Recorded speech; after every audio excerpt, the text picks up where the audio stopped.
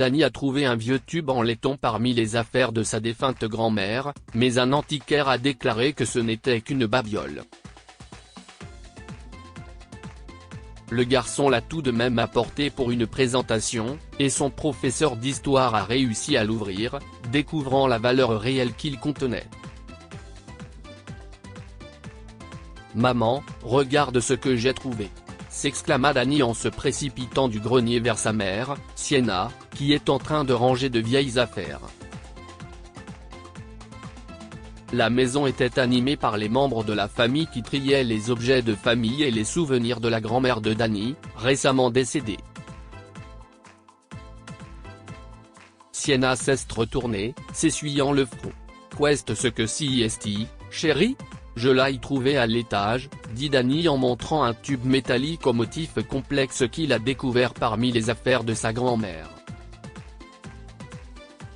« Tu explores les trésors de grand-mère ?» le taquina Sienna en prenant le tube. « Voyons voir. » L'oncle Jerry, qui passait par là, a jeté un coup d'œil à l'objet. « Je me souviens de maman avec ça. J'ai toujours pensé que c'était son petit secret. Je pense qu'il y a quelque chose à l'intérieur, » poursuivit le garçon. La famille s'interrogea donc sur le tube, son utilité et son mécanisme d'ouverture, mais ne parvint pas à comprendre comment il fonctionnait. Cela n'a fait qu'attiser la curiosité de Danny. Garde-le si tu veux, mais fais attention, dit Sienna en retournant à ses tâches tandis que son fils restait assis, fasciné par le tube.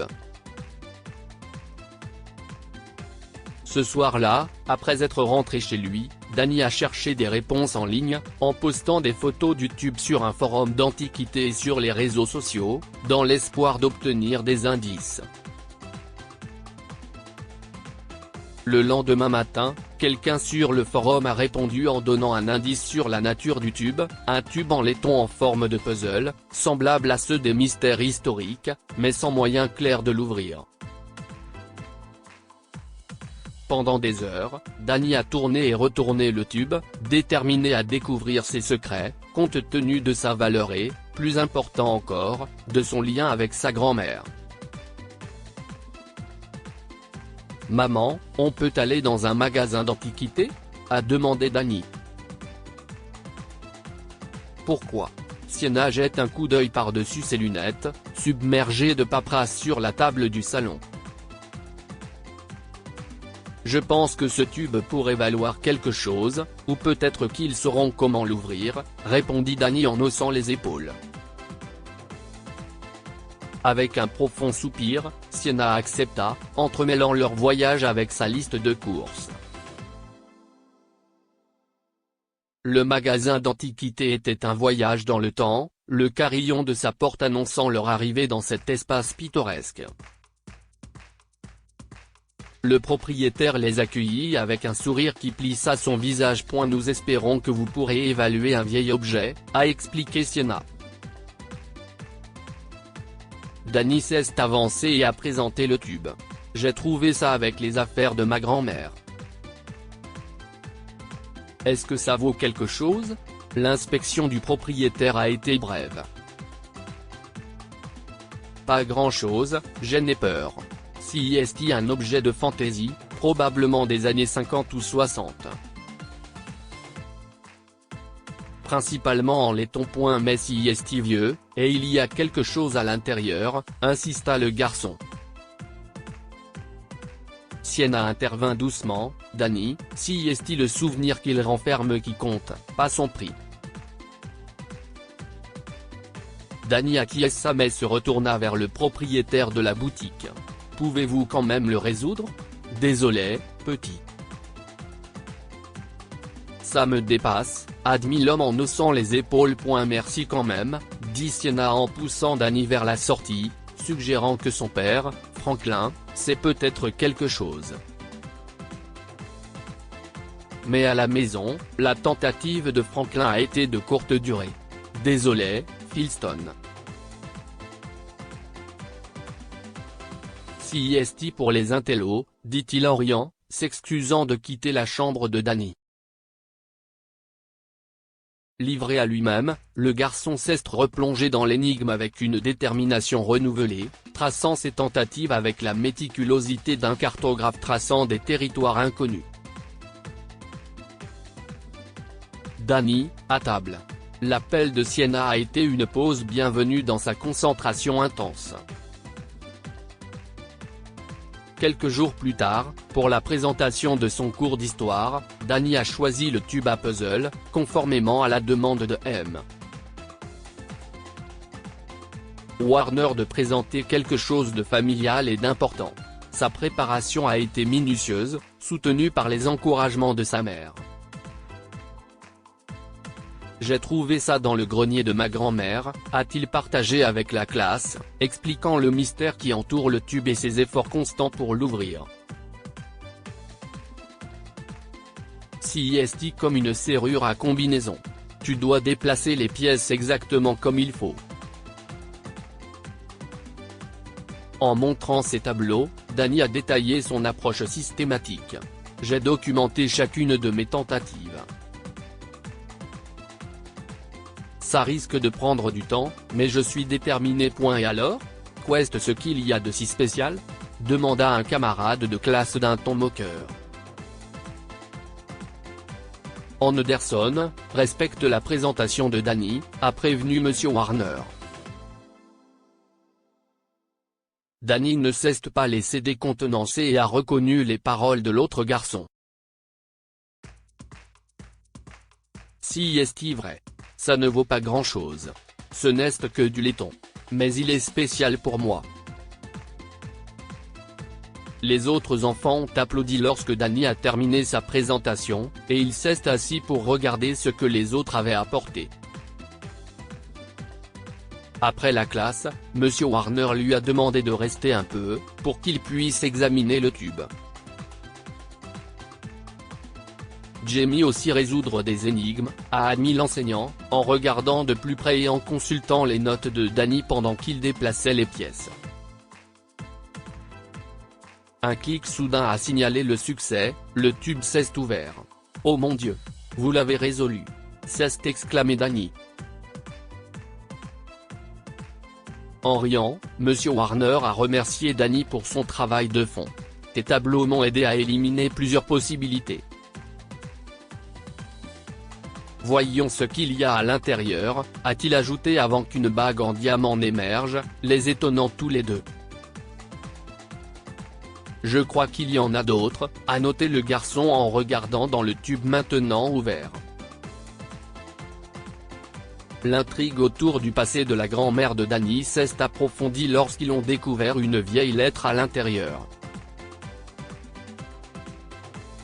Monsieur Warner, avec un mélange d'enthousiasme et de retenue, a commencé à lire les mots à haute voix, révélant un message d'amour d'un homme nommé John à Marlena, la grand-mère de Danny.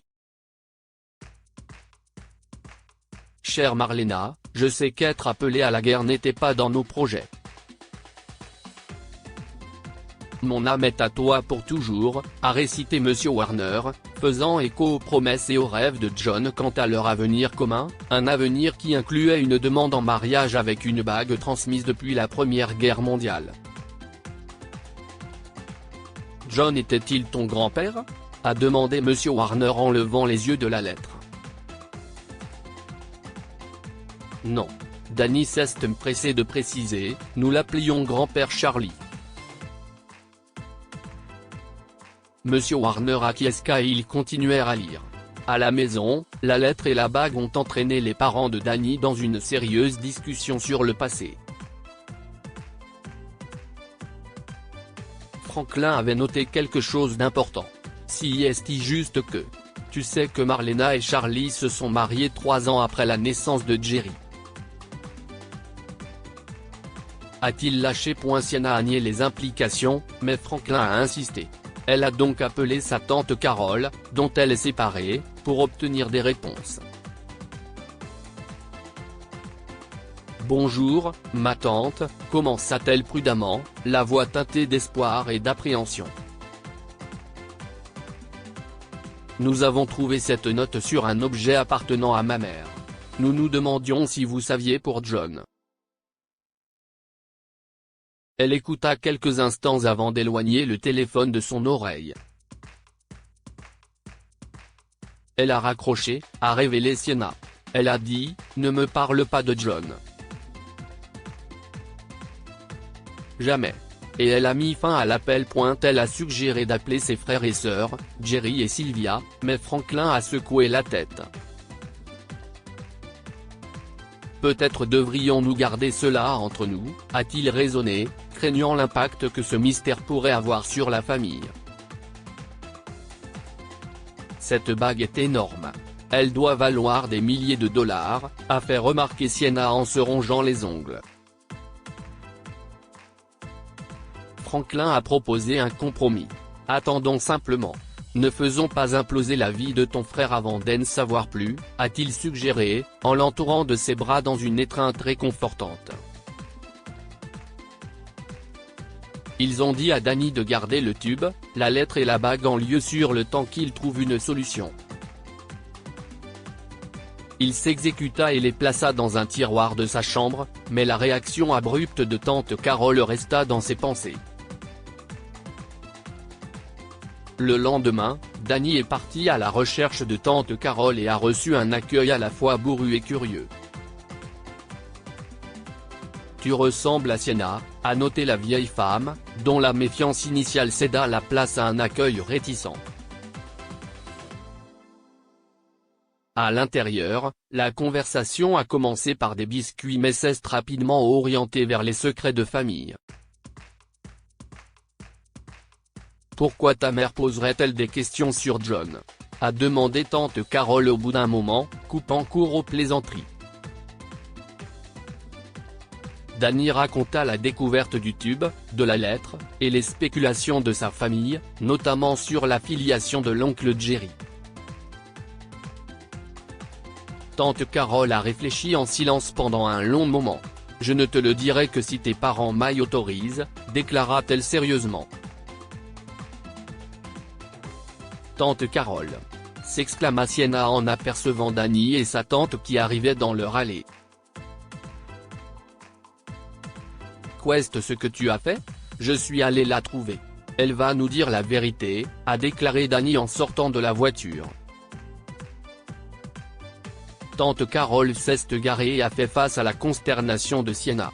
Je ne lui ai rien dit, a-t-elle clarifié en refermant la porte du véhicule. Sienna a accueilli tout le monde à l'intérieur et s'est soudain demandé, « Dois-je appeler Jerry ? Tu crois qu'il est prêt pour cette histoire ?» l'interrogea tante Carol, les lèvres serrées. Après quelques discussions, ils ont décidé d'entendre la vérité avant d'en parler à qui que ce soit d'autre. Tante Carol a alors demandé, « Danny a-t-il le droit d'écouter ? Il a trouvé la lettre et la bague », fit remarquer Franklin, et ils acquiescèrent tous. Je ne sais pas ce que vous savez sur Marlena, mais elle était populaire auprès des garçons. Mais elle ne sortait pas avec les garçons. Jusqu'à ce que John soit transféré dans notre école pendant sa deuxième année, a commencé tante Carol. Il était en première année. J'étais en première année. Danny se pencha plus près pour écouter. Ils sont tombés amoureux l'un de l'autre, poursuivit-elle. Le couple le plus populaire de notre école. Tout le monde savait qu'il allait se marier. J'étais tellement excité pour elle aussi. Nous avons commencé à acheter des magazines de mariage quand elle était en dernière année. John avait promis de la demander en mariage après sa remise de diplôme. Carol a révélé que John avait été appelé sous les drapeaux, et bientôt, la famille a découvert que Marlena était enceinte. CST alors que la tante de Danny a révélé la grande raison pour laquelle ils avaient été séparés pendant tout ce temps. Je pense que je devrais mentionner que j'avais aussi un petit ami à l'époque. Charlie, dit-elle. J'ai tellement soutenu ma sœur pendant sa grossesse qu'il était souvent près d'elle, lui aussi, et il est tombé amoureux d'elle. C'était la plus grande trahison de ma vie. Sienna s'est mise à pleurer. À la fin de l'histoire, tante Carole a exprimé son regret de ne jamais s'être réconciliée avec Marlena, ce qui était désormais impossible en raison de son décès. La vieille femme est partie au bout de quelques heures, les laissant décider de ce qu'il allait faire de cette information. À la fin, Sienna les a suppliés de garder les choses entre elles pour protéger son frère. L'histoire était trop déchirante pour que quelqu'un d'autre la connaisse. Danny est donc allé dans sa chambre. Le tube était encore dans son tiroir. Mais il l'a attrapé, s'est assuré qu'il était bien fermé avec les objets originaux à l'intérieur, et l'a emporté au grenier. Il l'a placé dans une boîte remplie de vieilles couvertures jaunies. Il y a des secrets qu'il vaut mieux garder cachés pour toujours. Dites-nous ce que vous pensez de cette histoire et partagez-la avec vos amis. Si vous avez aimé cette histoire, vous aimerez peut-être celle-ci d'un garçon qui criait chaque fois qu'il regardait une vieille photo de famille, alors sa mère la regardait de plus près. Cette histoire est inspirée par l'histoire d'un de nos lecteurs et écrite par un rédacteur professionnel. Toute ressemblance avec de véritables noms ou lieux est une pure coïncidence. Toutes les images sont utilisées uniquement à des fins d'illustration. Partagez votre histoire avec nous. Elle changera peut-être la vie de quelqu'un.